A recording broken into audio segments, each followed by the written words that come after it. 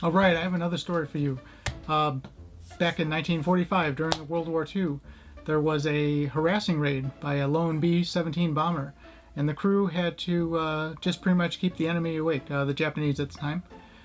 Their goal was not to destroy them, but keep them awake, and just keep them busy all night because the following night there was going to be an actual raid, an actual bombing. So pretty interesting. It's called Beer Bottle Blitz, and it talks about how they taped beer bottles to bombs to create a whistling sound.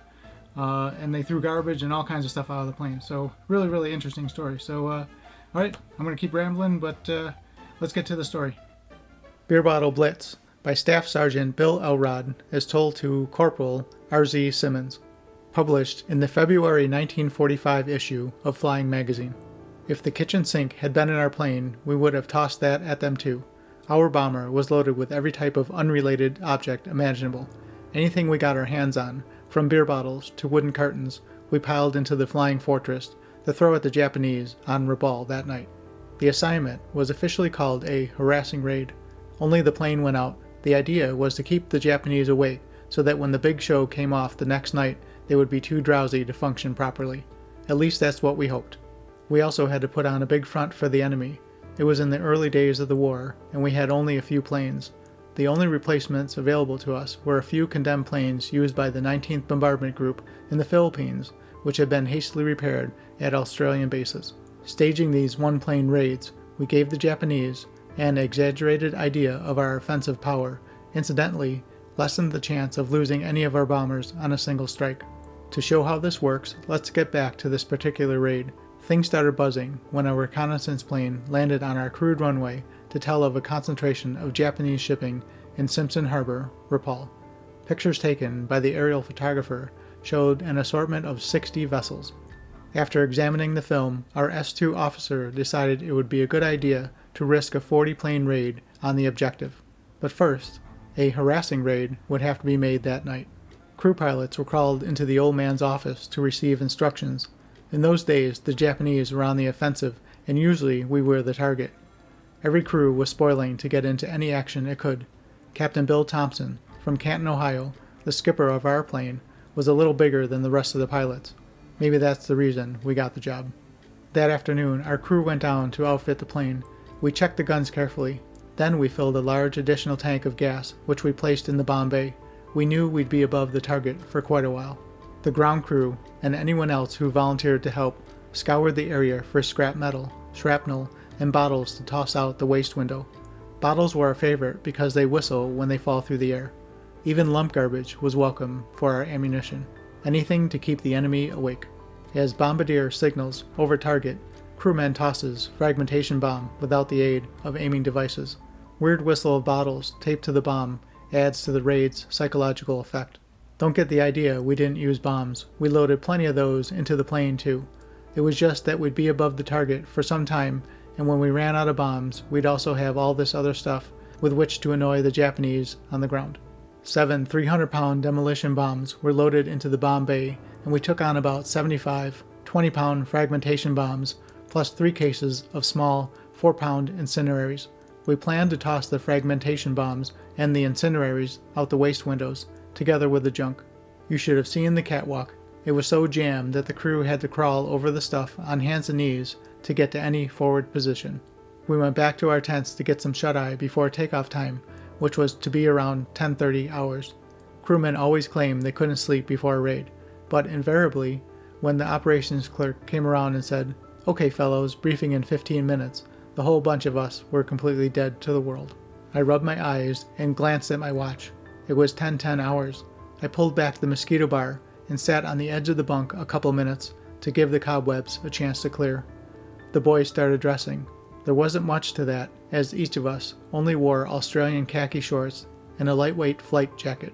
Sometimes we each took a box of K-rations to eat, but usually we just filled our canteens for a quick drink. Our engineer, Technical Sergeant Bob Greenfield of New York, was the water boy.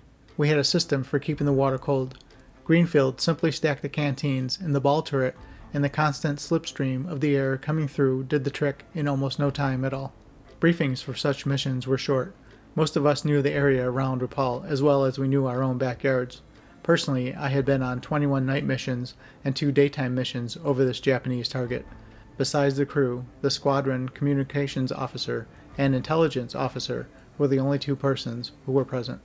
Jeeps took us down to the dispersal area, by this time humming with activity.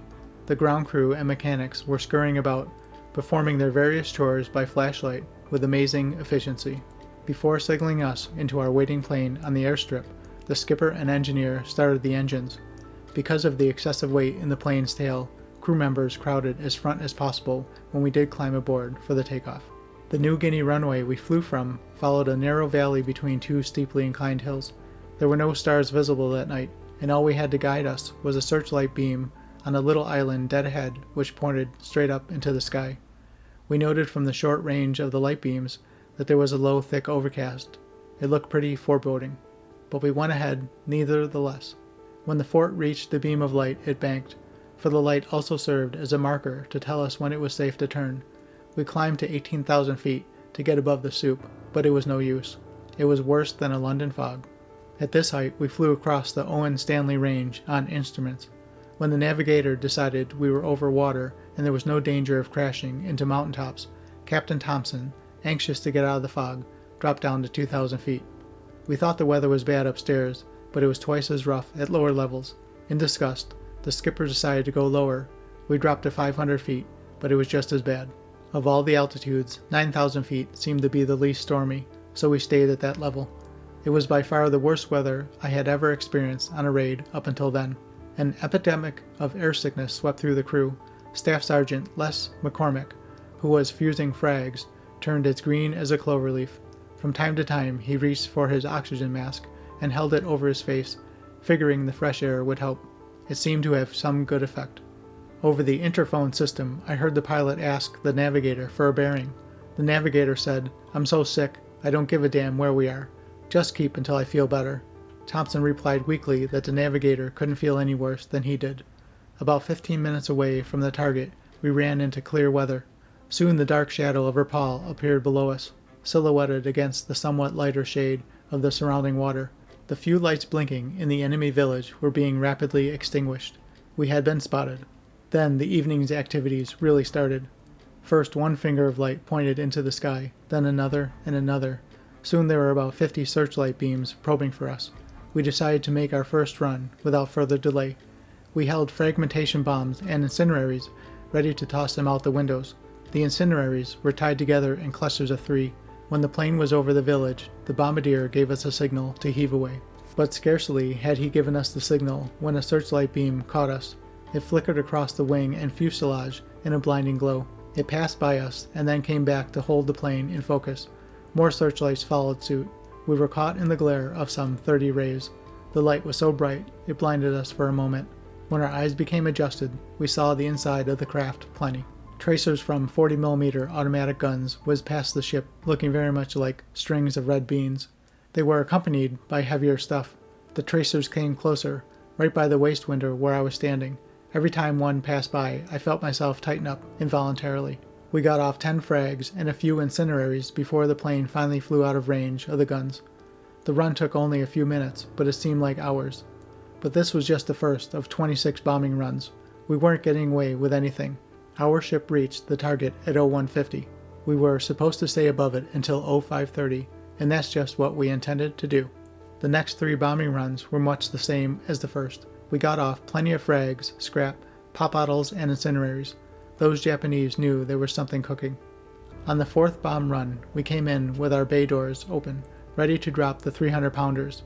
The Japanese saw this in the glare of their lights and increased their barrage. Heavy artillery broke so close to us that it shook the plane. I could hear pellets rip through the skin of the wings and fuselage. It made a peculiar sound when it burst.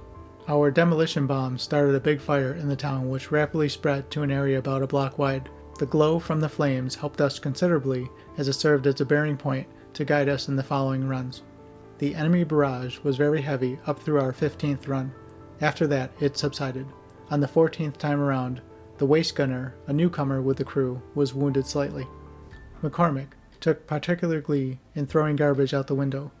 He yelled over the interphone system, "Lordy, look at them Japanese run out after our leavings. You think they hadn't eaten in days." Well, our garbage is a darn sight better than them fish heads for sure. But after the 15th bomb run, the curtain of artillery fire quieted considerably, so we daringly went down to 200 feet, masthead level, to buzz the harbor. Thompson turned on the landing lights so we could see some of the area under us. The boys were quick to take a hint. We cut loose with machine gun fire at the searchlight installations, which we wanted to disable for the following night's raid. Lights, which had been put out, were turned on again. Once more bullets flew around us, so we started to climb. As we passed directly parallel to a searchlight emplacement, Technical Sergeant Wes Chadwick of Los Angeles yanked out his pistol and fired a full clip at it. We made a few more bomb runs, hanging around the target until it was daylight. Our purpose had been achieved. We had successfully kept those little devils on the run a whole night. We caused a certain amount of damage, but it was nothing compared to the pounding they were going to get from the rest of our gang the next evening. On the way back to our base, we found the weather almost as nasty as it had been when we started out, but we were safer because, minus all the garbage and the bombs, our plane could maneuver with considerably greater ease. One might think we had enough to last a little while on this raid, but not our gang. Any member of the crew would have been mad as a hornet if someone told him he couldn't go on the 40-plane foray that evening. So we made the trip. It was a very successful raid. We practically sank the island, but that's another story. All right, so what'd you think of that one? Pretty interesting, right? Beer Bottle Blitz, February issue of Flying Magazine, I believe it was, 1945. So really interesting, and I learned a lot, and I hope I could pass it on to you. And I had no idea that's what they were doing, but makes sense to me. So anyway, let's keep it short. Like, subscribe, leave a comment, and I'm Bill Riccio. I'll see you in the next one.